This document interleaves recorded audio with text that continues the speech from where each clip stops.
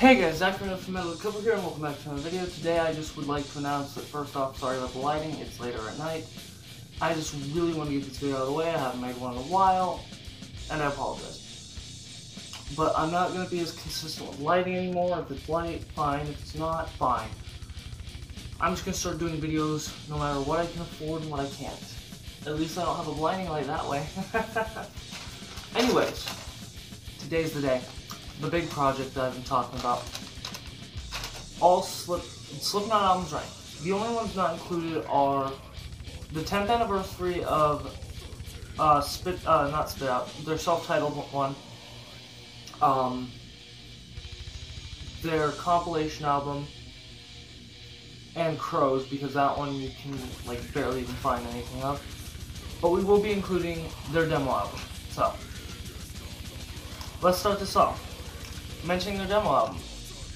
We're going from lowest to highest, in my opinion. On the lowest scale, you've got to make Kill, Feed, Repeat. Not that it's a bad album, but it's not the Slipknot we're accustomed to, and it's just a different style. It almost has like a Pink Floyd metal style, instead of more of a thrash, new type of feel to it. It's not that memorable, first off. It's another big flaw in the album. The only song I can remember is Slipknot, and the reason I remember that one is because it was later reformed into a song called Sick. It was sped up, and the lyrics were reworked, but it was the same rhythm as Sick. So, my rating for this album is a 4 out of 10. Not that it's bad, but it's not something I would listen to. I'd buy it on the CD just to have it up on my rack and be like, hey, I'm a fan, but it wouldn't be like, oh yeah, it's the best album, it's the epiphany of Slipknot. No. This, if you start from here and then go, you're going to be disappointed. But if you start from newest to furthest, you're going to be disappointed too. So, either way, there's going to be some issues. Volume 3 is at number 6. This album is great, as for one reason. It proves that Corey Taylor does not need to excessively swear in his point across. So far, the only one I've found is in Duality, and it's,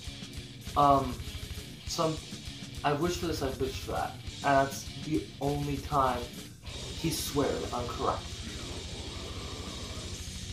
It could have been wish for that. I think it was bitched about. So, we're not gonna... He only swears once in the album. The songs are very forgettable, as I can only really remember 4, which are Before I Forget, both of the Vermilions, so Vermilion Part 1 and Vermilion Part 2, and the most popular one that I've already mentioned, Duality. And that one is great. It sounds great, it's amazing. Okay, at number 5, All Hope Is Gone. This album and Volume 3 were tied, honestly, until I can remember 2 things. One, it has a song that got me into Slipknot, and the other being that there's a few more memorable songs off this album, plus it was the last album where the original drummer, Joey Jordison, performed, and the last one before Paul Green's death, their bassist. The songs I can remember, one of which is the most popular song, Psychosocial. The other ones are Sulfur, and by the way, Volume 3 got a 5 out of 10. Sulfur, Dead Memories, Snuff, and All Hope Is Gone. The rating I'd give for that is a 5.5 out of 10. Not overly good, but not bad. It's good to listen to a couple times, but I wouldn't go back and listen to it like 100 times over. At number 4, 0.5, The Grey Chapter. This was the first album after the passing of Paul Gray and the exit of Joey Jordison. Now I'm going to talk a little bit about that because there's a little speculation, when in all reality I believe the ones that there are, they believe that he was on drugs and kicked him out, but in all reality that makes no sense since a lot of them were on drugs at some point. But the one that's more believable, he actually has a neurological disease. It was making it hard for him to drum, so he left so that they wouldn't be held back. Which introduced their bassist, V-Man, their current bassist V-Man, and their current drummer Jay Weinberg. And I'll say they're awesome, but Weinberg is no Joey Jordison, and V-Man will never come close to Paul Gray. Paul Gray was top tier. This album has a lot of emotion and a great sound to it. It's got a couple slow songs. It contains one of my girlfriend's favorites, Kill Pop. That's one of the memorable ones. XIX, the start to the album is pretty memorable. AOV, The Devil and I. The Native one, and If Rain Is What You Want. This album gets a 6.5 rating. It's got quite a few memorable songs, but it still falls flat as to some of the songs are not remembered as much. But it's still a great album, and I would really listen to it, as you can hear some changes from All Hope Is Gone to 0.5. At number 3, Wank, or We Are Not Your Kind. This album reminds me of, like, this album to me is like if Iowa and Self-Titled had a baby. And it was kind of raised by Volume 3. But majority of the time it was with Iowa and Self-Titled. This one has a heavy sound and is a great return to the classic. And it also proves that Slipknot has not gone soft. Because a lot of people are saying, oh, Slipknot's gone soft. They can't do hard music anymore like they used to. And Corey Taylor and the rest of the band got together and were like, you know what? We're going to prove them wrong. And that is exactly what they did. They proved them wrong.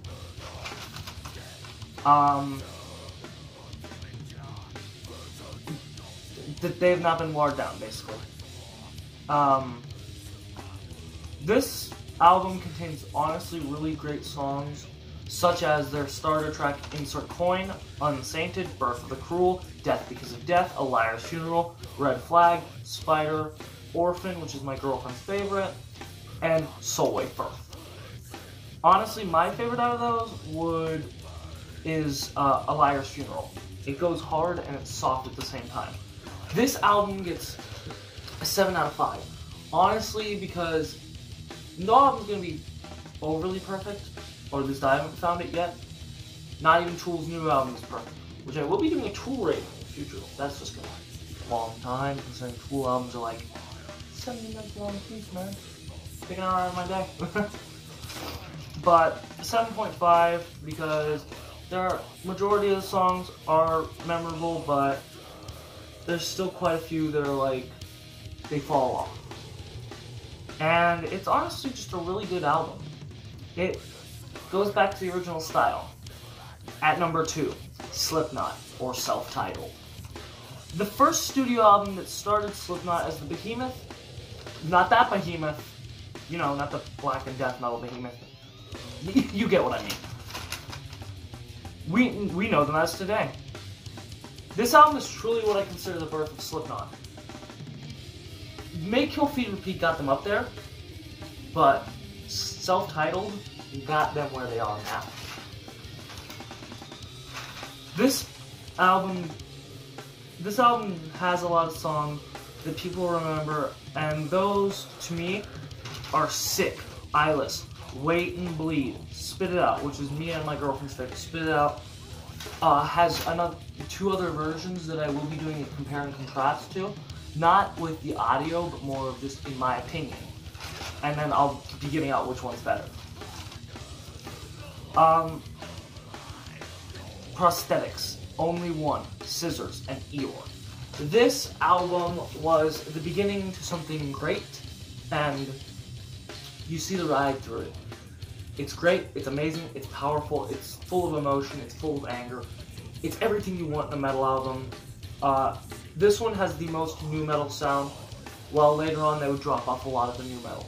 The only reason they went with nu metal is because they were more, Korn was around at the time and they were the biggest nu metal band around.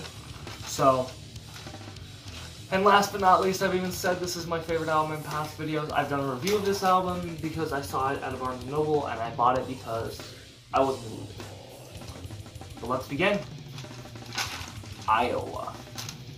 This album is the darkest and most heavy album by Slipknot. There's a lot of dark trivia to it, such as the song 515. You hear screaming in that. That is true screams of anguish from their DJ, Sid Wilson. His grandfather had passed away, but he had not known it. He went to the house and they told him. They weren't even supposed to be at the studio that day, but he went in, he screamed into it, screamed in the mic, let all his emotions go, and showed it to the guys. They said, we're going to use it. It fits perfectly. Another one was the, on the song Iowa. You hear screaming in the background. That was Corey cutting himself in the recording booth with, I believe, a broken shard of glass. The most memorable songs from this album are 515, People Equal Shit, Disaster Piece, My Plague, my girlfriend's favorite. Mine is People Equal Shit. I have a patch of People Equal Shit. The only reason I'm not wearing my jacket is I have a Rolling Stones patch to sell.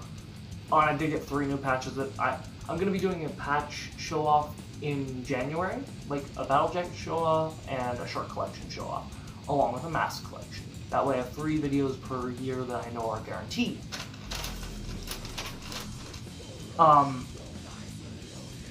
The Heretic Anthem, Left Behind, Skin Ticket, New Abortion, and the 15-minute long Beast, the ride of your life, the darkest part of the album. Nothing could top this, besides People Equal Shit. That one's fun. But, I don't know. The darkest song. Literally about a man finding a woman, falling in love with her, killing her, chopping her into pieces, putting her back together, and loving the corpse. Yay. What else would you want from that? Oh yeah, and by the way, self-titled got an 8 out of 10. And this one got a 9 out of 10.